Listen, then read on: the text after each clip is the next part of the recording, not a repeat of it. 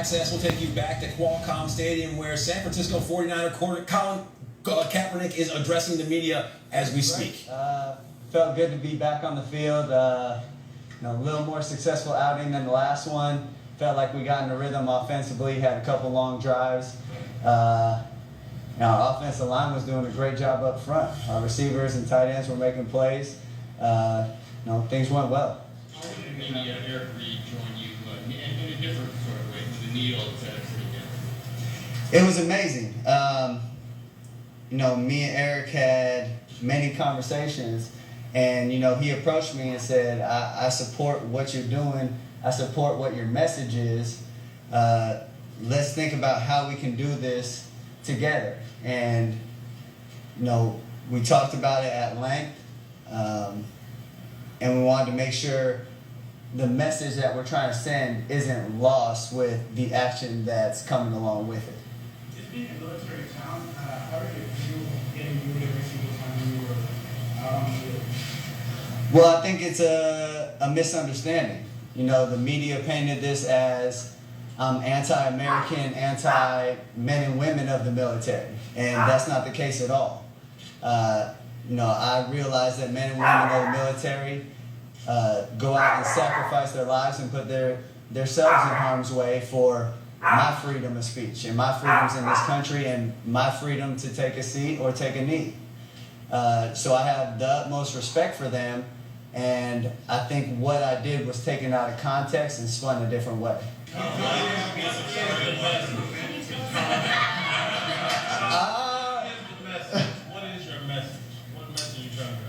The message is that we have a lot of issues in this country that we need to deal with. We have a lot of people that are oppressed. We have a lot of people that aren't treated equally, aren't given equal opportunities. Police brutality is a huge thing that needs to be addressed.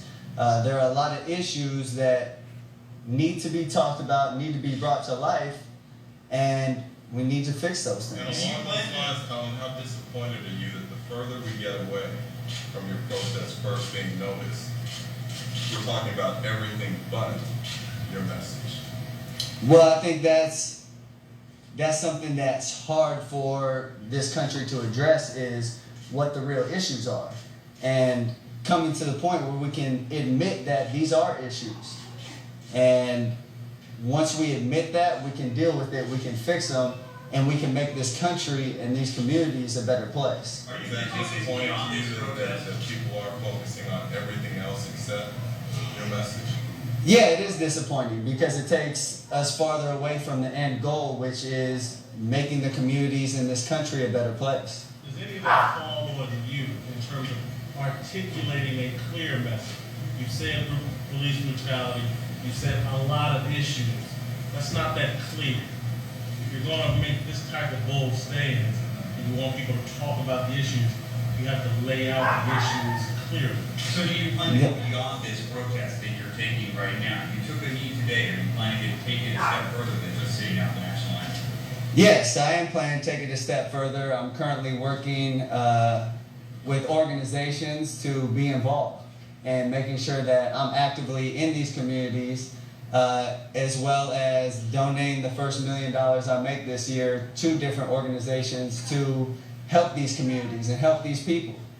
The San Francisco Police Department, the San Francisco Police Association has invited you to come visit the academy. Is that something that you're considering? Yeah, I'm most definitely considering it. The SFPD has had, a lot of issues, and I think one of the issues that needs to be addressed are the racist text messages that have been, passed back and forth between PD members. Not only talking about the community, but also talking about colleagues that work in the same department as them.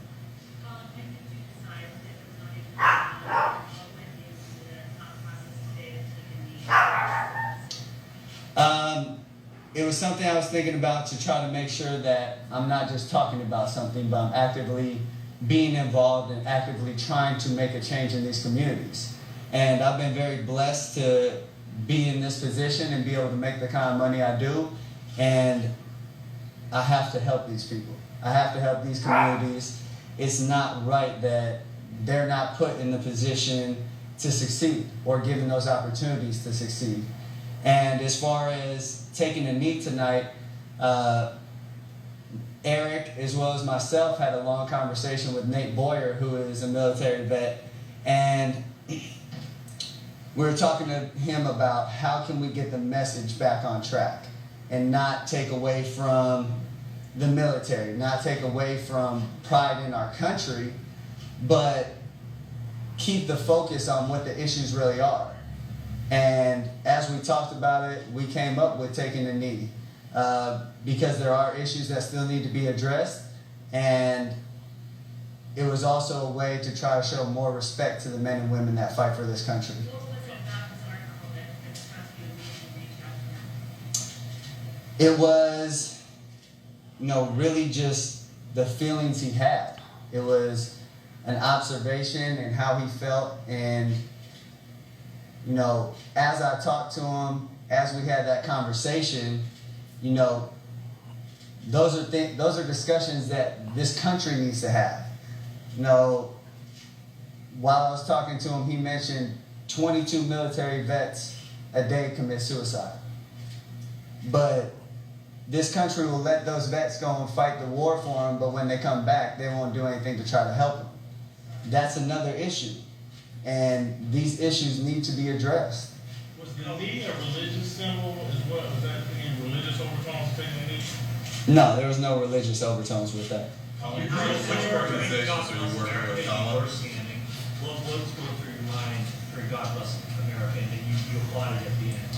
Yeah, once again, I'm not anti-American. I love America. I love people.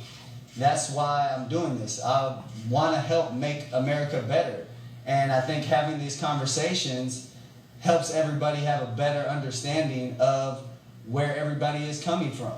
And those conversations are important to have because the better we understand each other, the better we know each other, the better we can deal and communicate with each other, which ultimately, makes everyone puts everybody in a better position. Which organizations are you working with? Lane also sat tonight. Jeremy Lane did, he chose to also sit. I didn't know. I didn't know that. But I'm very happy. I'm very proud of him for doing that. I think there are a lot of people that know there are issues and want to address them. I think one of the biggest issues is going about it the right way and also having a clear course of action, which I've had a lot of conversations this week with a lot of different people and trying to plan those things out so we can say, these are the courses of action we want to take and be very clear and concise with those actions. Which organizations are you working with?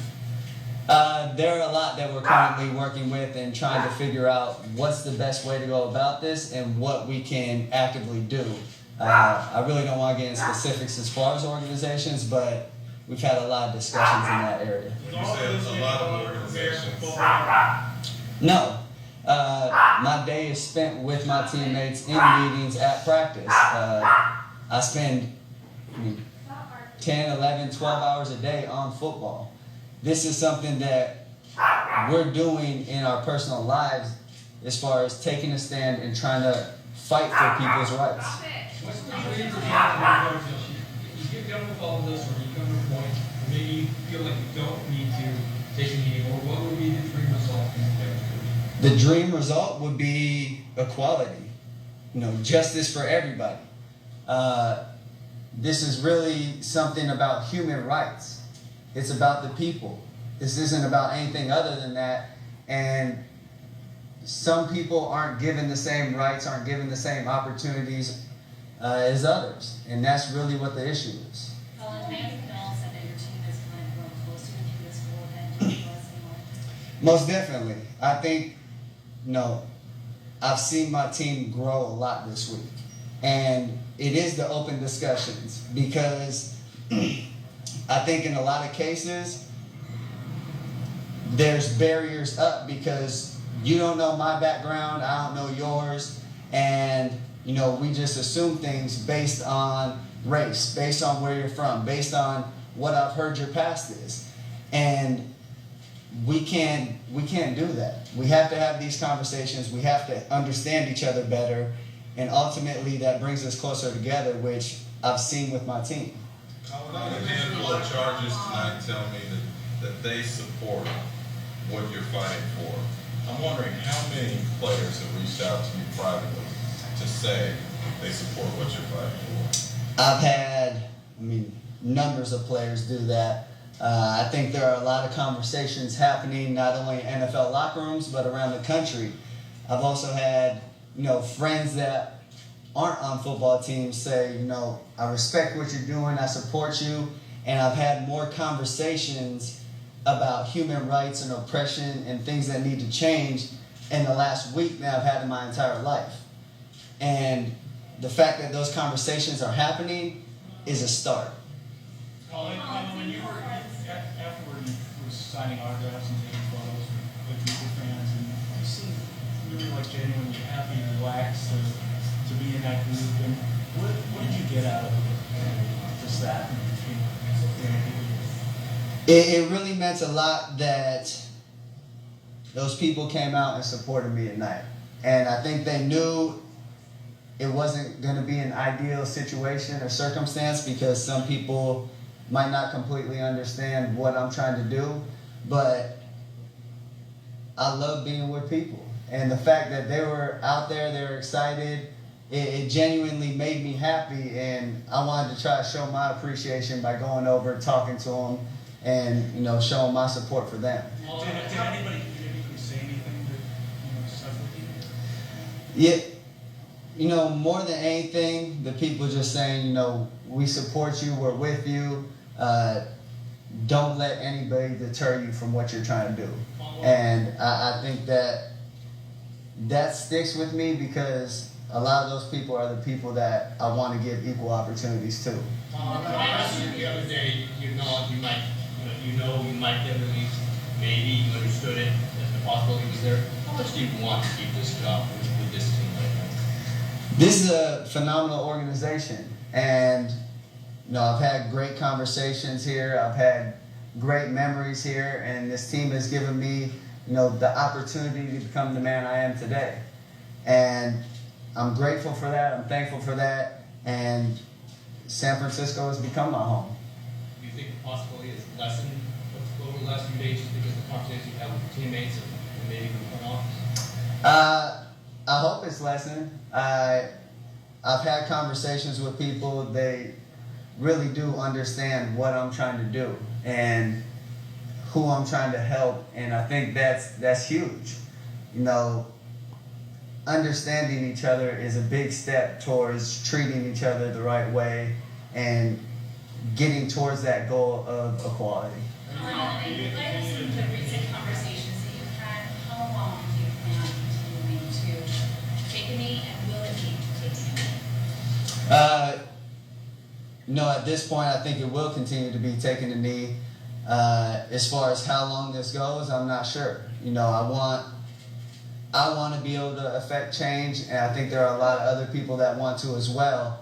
And organizing that and making sure that we can help each other out and make the biggest impact that we can in these communities and in people's lives. I think when that happens, I think a lot of people will really influence me to stand. Two more questions, please. Not being a distraction to your team and teammates and what you're trying to achieve. I don't think it's a distraction at all. Like we talked about earlier, it's really brought our team closer because we've got closer to each other on a personal level. So we understand each other better. We go out on the field, we fight for each other because we know we're fighting for the same thing.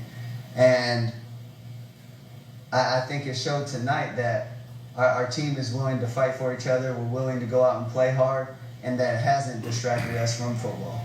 How does it make you feel when you have veterans and you have military personnel that do support what you stand for? That was, when I first had that sent to me and I saw that, it was something that it really touched me because they didn't get lost in what you know, it was portrayed as. They really heard me for what I was trying to do. And the fact that military veterans acknowledged that, it really meant a lot to me. And, you know, it's something that I want to be able to help them as well, because they are in need. All right, thanks, guys. Thank you. We The gotta get to place. All right. socks that were worn. Did those not say negative? No, that was once again, we have cops that are murdering people. We have cops in the SFPD that are blatantly racist. And those issues need to be addressed. I have uncles, I have friends who are cops, and I have great respect for them because they're doing it for the right reason and they genuinely want to protect and help people. That's not the case with all cops, and the cops that are murdering people and are racist are putting other cops in danger, like my family, like my friends. And that's an issue that needs to be addressed. You guys, we gotta go. Thank you, guys. Thank you. So